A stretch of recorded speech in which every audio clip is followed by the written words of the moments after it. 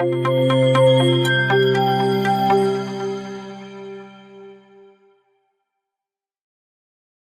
and welcome back to IV Tutor. We want to look at a few past exam type questions on the QAbstractTableModel. And to do that, let's start off with the one on the screen, which says refer to the code below to answer the questions that follow. And obviously, this is a follow-up video to the overview that we did on the QAbstractTableModel. We talked about how do you implement the QAbstractTableModel class, and we just discussed that there are about 5 functions that you always have to implement if you're going to have an editable model. And we say, number 1, you've got the row count function. We talked about the header data function. We talked about the data function. And these are the 3 that you need to have a model. And if it's going to be editable, you also have to implement the flags function, and you also have to implement the set data function. So these are basically the 5 functions you need to provide if your model is going to be editable.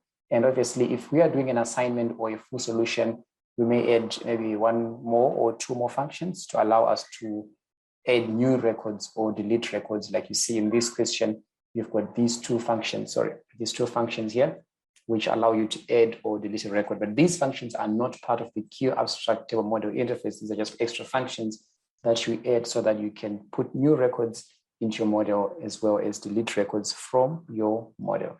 Now, this question says a staff member is modeled using their name, staff number, and performance rating in this class staff. I don't have the class here, but I think we can infer that from this question. The class staff model is used to set up a model to store a set of staff names, numbers, and performance ratings. So here's your staff model. Obviously, this is inheriting from a QAbstractTableModel, as you can see there. These are our functions under public. And from here, we can see that we've got the data function and the set data function, right? So what is the purpose of the data function in the staff model class? So the data function is the one that returns the value for a given model index and a given row. So that's what the data function does. It returns a value for a given index for a particular row. In this case, whatever row is provided in the row argument. So 2 things, maybe to not data for a row. So those are the 2 key words, or data. It returns data for a row, pretty much. You can phrase that in how you want. Write the code for the data function. You only need to provide the code for the display row functionality. So in this case, if you have seen the previous video where we went through the exist libraries and we just did a walkthrough of the code, you realize that there's a bit of some validation that you may end up doing, like checking if your model index is valid, checking if the row number is valid, checking if the item you're trying to get is even valid before you can even get to check the display row. But basically, this question is saying ignore all of that. We just want to know what happens in your display row. So in the implementation of your data function, you obviously, what about 2 things? So it's going to return a Q variant. And this is your staff model class, and you're going to do the data function. And obviously, you've got a Q model index here, which is your index. And then you've got your int row, I think here. Sorry, let's type correctly here. Your row like that. So this is the function that you have to implement as it is here. Everything is, I think there's a constant there. Let me just write it as it is so that I don't confuse you. So it looks like that. And then, sorry, we don't have that. So under normal circumstances, you just do things like if, index dot is valid, means your index is not valid, then you're gonna maybe return a Q empty variant, an empty Q variant, sorry. But the question is saying, don't know about all this kind of validation that happens before you get to your row. All you want to do is saying if row is equal to the display row, then what do you want to do? Now, you do whatever you do there, and then you return your Q variant. And that's it, right? Otherwise, you can just return an empty Q variant. So remember we said that your data is going to be displayed as a table. And in this case, you can see that we've got 3 lists, each storing here names, this one numbers, this one performance. So at the end of the day, when we visualize this data on a Q table view, this is eventually going to look like a table where you've got, your names in one column, you've got your numbers in another column, and you've got your performance rating in another column. And these are being stored here as a list, but eventually this is going to be visualized as a table, which means when you want to get values for a particular row, you have to get this value from all the lists, right? Which means the value for here comes from the first index in this list. The value for here comes from the first index in this list. The value for here comes from the first index in that list.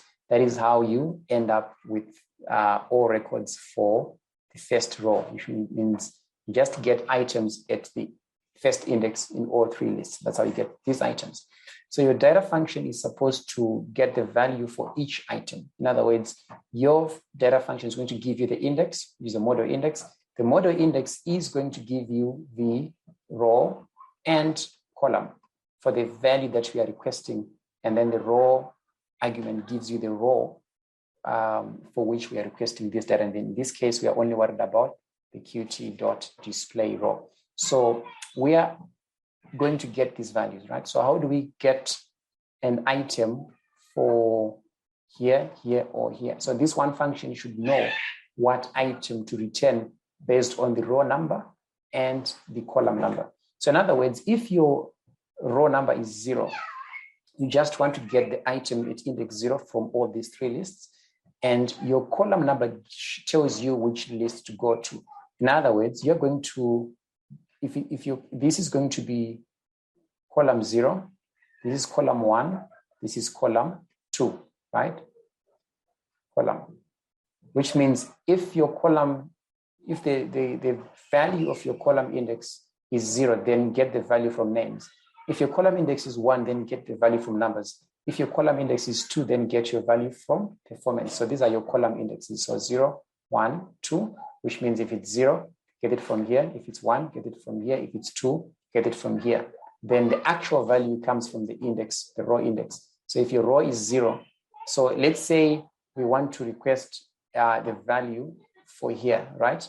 Which is row number 1, column number 1, right? Because we start from 0, which means you're going to get an item at index number 1 in the numbers list, because column number 1 means go to numbers.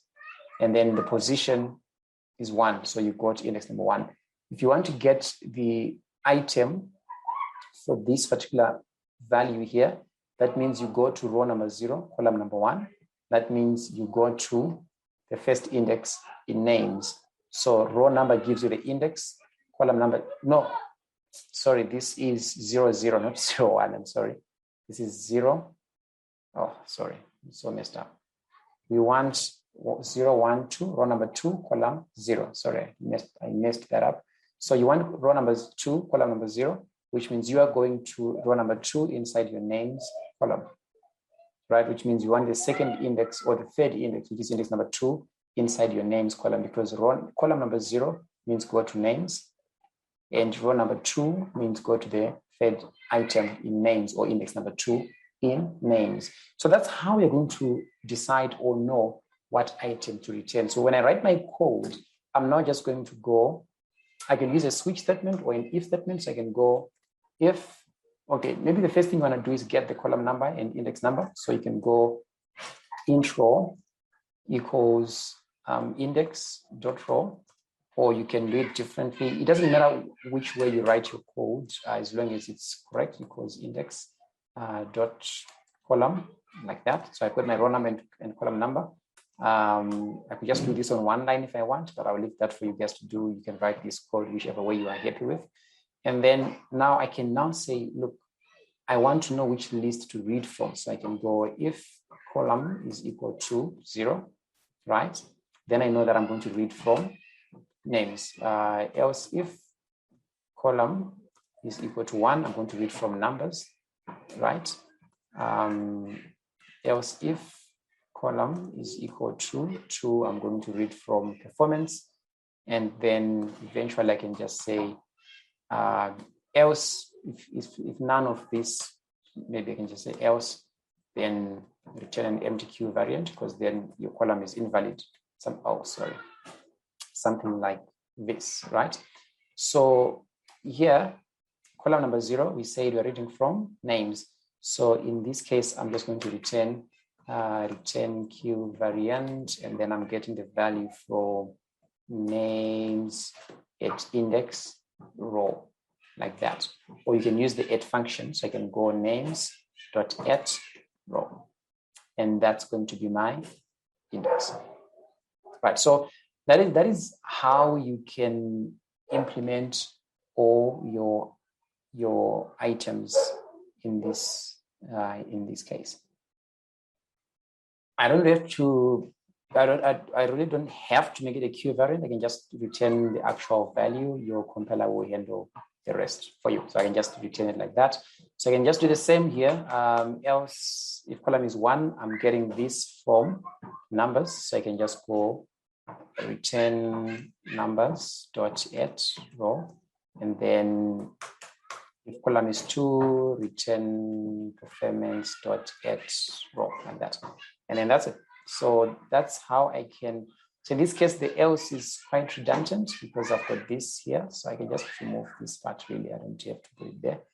I can leave it. It doesn't matter. It's just some nitty-gritties, but it's, in this case, it's redundant because if it gets to else, it's heading for the 10Q variant anyway. I'll just remove it. Yes. Yeah, so that's how I can, I'll just leave it. That's how you can do your data function in this case. Sorry about the background noise. And that's it. Let's look at the next part of the question, which say, I think that was it. Yeah, write code for the display row. Normally, you would also see that in most cases, where if your model is editable, you'd also handle the row equals qt edit row. I think it's lowercase edit row, like that. So that's, in most cases, you would check for both. No, I'm wrong here. It's display row caps and edit row here caps. All right. Otherwise, yeah, for the question, they didn't care about that one. They only cared about the display row. So that's how you'd answer this question in this case. And I think for the exam, the only code they wanted was just this part. I think that's only what they wanted, not the rest of the context, because you're only writing code for that, for this part. Okay. Let's look at this question. Qt includes delegates as part of its model view framework. Explain the use of delegates in Qt implementation of the model view framework. I think this is covered in the MVC video, that where we talk about delegates and how they compare to controllers. Given the code snippet below and the staff model class in 2.2, add the necessary code to show how you would use a delegate named myDelegate for the performance column. So this, again, how you set a delegate for a column, and all you just need to do there is go my table view dot set item delegate for column. You give it the column and then the column index. So your performance column is going to be index number 2, and then in this case your delegate is, where is the delegate? Let's call it delegate. Okay, that. So in this case, you have to create the delegate. So I don't see. Oh, there you go. So you have to instantiate the delegate first. So we are missing code for this. My delegate d equals new my delegate. So you can just do it like that. So now you've got your delegate, and then you set the delegate for your column. So that's how you would set the delegate for a column. You can set a delegate for the whole model, for the whole table, or you can just set it per column. It just depends on how you, or on the context that you are dealing with. So other functions you can also use is set item delegate for row, or just set item delegate, and then you give it the delegate, and that's how it's done. So that's it for there.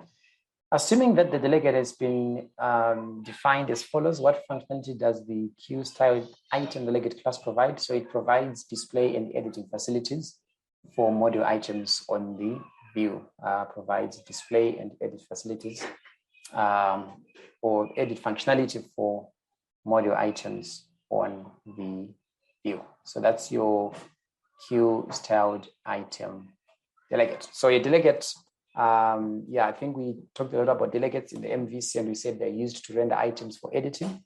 The Q-styled item delegate is one that allows you to also put some styling on your when you're rendering your items for displaying purposes or for editing purposes. So yeah, just to summarize there, your Q-styled item delegate provides display and editing facilities for data items from the model. Display edit facilities. That's what your delegate does, right? So yeah, that's it there. Here's another question which says the vehicle class stores data for a collection of model vehicles so that the data can be accessed by and edited by a corresponding view class. So you've got a model here, which is a QAbstractTableModel, which is a vehicle model. And there you go. You've got your data function, set data function, add row, delete row. It's more or less the same as the previous question.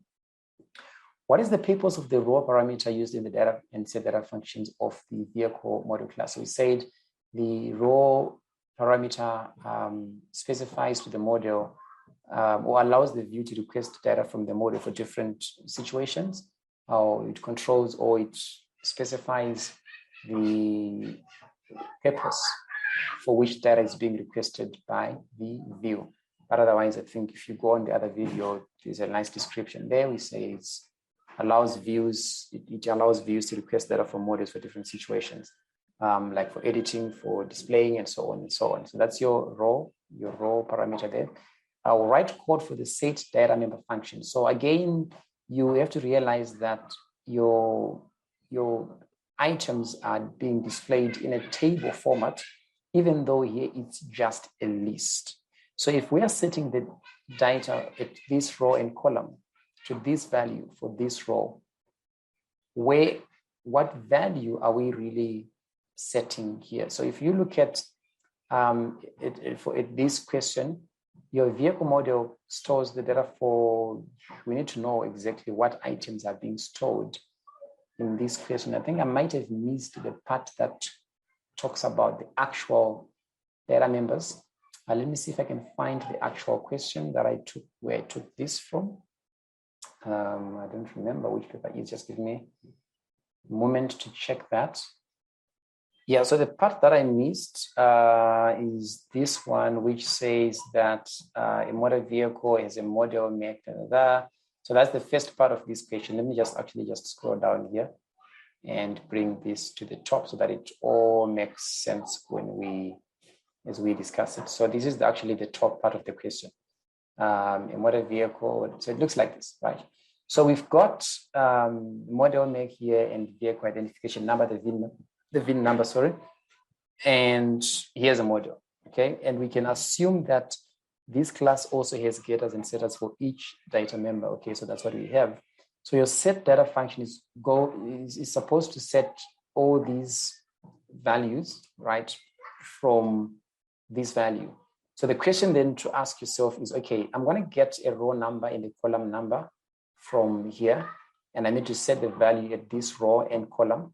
So how do I know where to put that? So obviously your row gives you the index of the item to go and check. So your row gets you an item at this index. And then your column says which value are we going to set. So obviously these are the values we need to set. So we can say, well, this is column 0, column 1, column 2, column 3, because eventually this is being displayed as a table, right? So which means your row is going to give you the item to get. Your column is going to give you which value to update. So if it's column 0, 1, 2, if it's column 0, set models. If it's column 1, set make. If it's column 2, set year. If it's column 3, set vehicle. And that's it. That's how you would implement your model. So let's quickly do that. So let's write it here. So let's go. So we've got our function here, Boolean. What's the name of our class? It's vehicle model. So let's go bool. Vehicle model, set data, and I've got constant Q model index. Is our index. We've got our constant What else do we have? Index, value, and our row. Okay, so let's have here variant, value, and that. Okay, so that's what we have right now. And then what we want to do is, let me just put this on the next line so that it looks like that. Okay. So we are saying that usually the first thing you want to check is if your model index is valid and also if your row is correct. So you're going to go if index.is valid normally, and you also go and your row is equal to your edit row. So if that's the case, then we're going to do whatever we do and return, and return true. Otherwise, if that's not the case, you're going to return false, like that. And also, one thing that we didn't quite talk about in the previous video is your emit your signal. So every time your data changes, you need to emit the data changed signal, which requires an index. So just do like that. So that's normally what you need to do, always emit your data changed signal. Otherwise, let's talk about figuring out what change, where to change, right? So you said you're going to have your row and your column. So you can go row equals, your row is index.row number. I'm just using a different syntax, and your column is index.column, but you can still define two integers, one on each line, get the row and get the column. I'm just doing this on one line.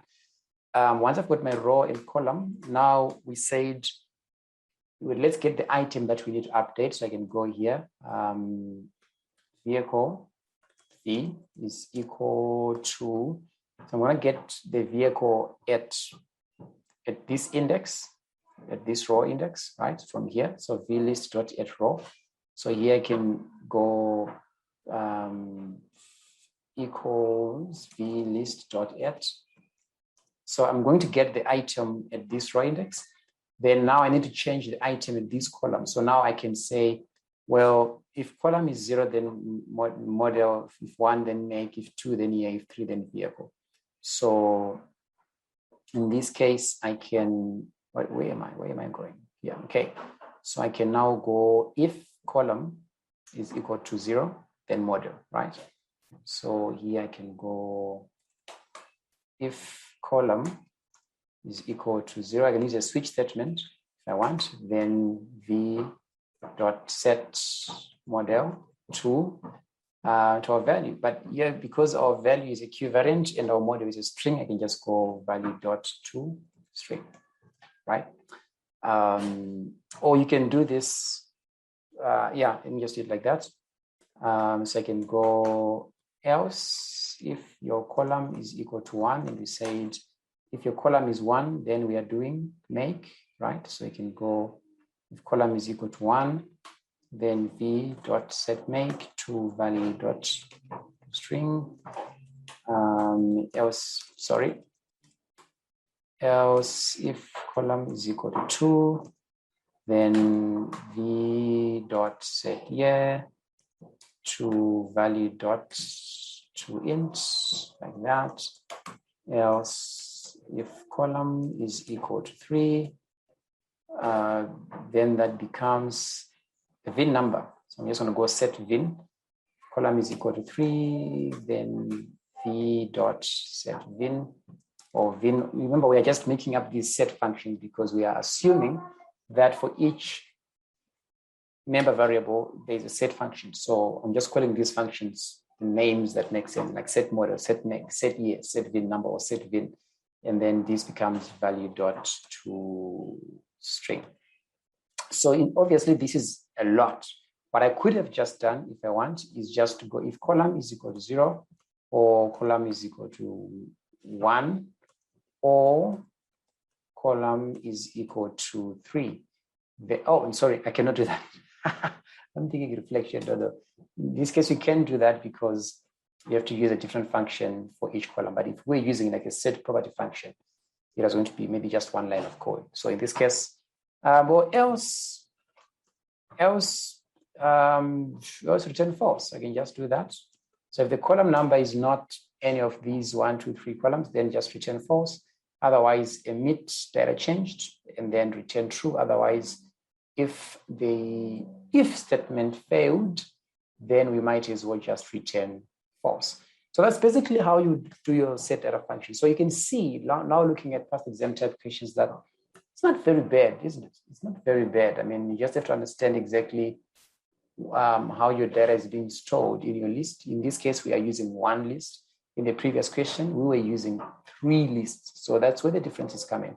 Here's another question. Well, I'm just going to leave this like this so you can pause and copy if you need to, but I think I'll do a handout with these for these questions. The following UML class diagram and code fragments represents a partial view of the beds available at a hospital. So you've got beds at a hospital, that's fine. A design decision has been made to use Qt's view model architecture to store the bed data. 2 suggestions for this have been provided using a QAbstractTableModel or a Q standard item model. Explain in detail what the benefits and drawbacks are of using a QAbstractTableModel for this scenario. This question is already covered under the MVC video. We talked about the pros and cons of a Q standard item model and the QAbstractTableModel. I remember there's actually a table, or if you go to the handout for the MVC, there's a table that shows you the benefits of the Q standard item model or the benefits of an item-based approach versus a model-based approach. And to just talk about a few, the pros is this allows you to provide an implementation or to handle sparse data structures. It's memory efficient because of the reduced data duplication, whereas on the downside, it's obviously more work because you have to implement your own model and so on. But if you look at that table, I think there's a more detailed answer there. I don't cram these things. Where a QAbstractTableModel is to be, where a QAbstractTableModel to be used. Okay, where a QAbstractTableModel is to be used, how would the data be suitably visualized or seen by the user using a Q table view, right? That's how you would visualize data. So if you're going to be using a QAbstractTableModel, then for the view, you would want to use a Q table view. Remembering that there are at least 2 types of beds that need to be managed by the model, as there may be empty cells in the table. Can this be done in a Q standard item model? And if so, explain how. Yes, this can be done. And how? By just making sure that each Q standard item has all the columns, right? So each Q standard item will have all the columns. And where the value is missing, you just give it a blank value. And that's it. Right, so as shown in the example, instead of displaying strings for yes, no, in columns where, did I do this? Yes, okay. As shown in the example, whatever, instead of displaying yes, no strings in columns where Boolean values are used, is it possible to use checkboxes in these columns? Yes.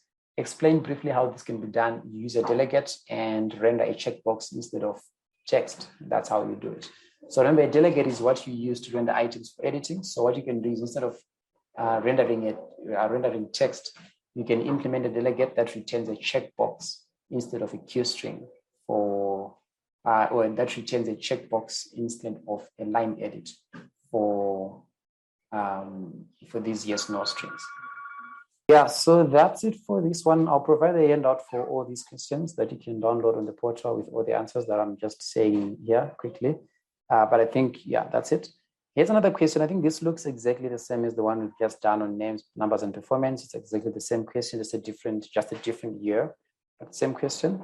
What is the purpose of the data function in staff model class? Again, same thing. What is the, write the code for the data function, same thing that we've done. Delegates, explain the use of delegates. Again, given the code snippet below, add the necessary code to show how you would implement a delegate for my delegate for the performance column. Again, we've just done this one. I think it's the same question, which was just repeated.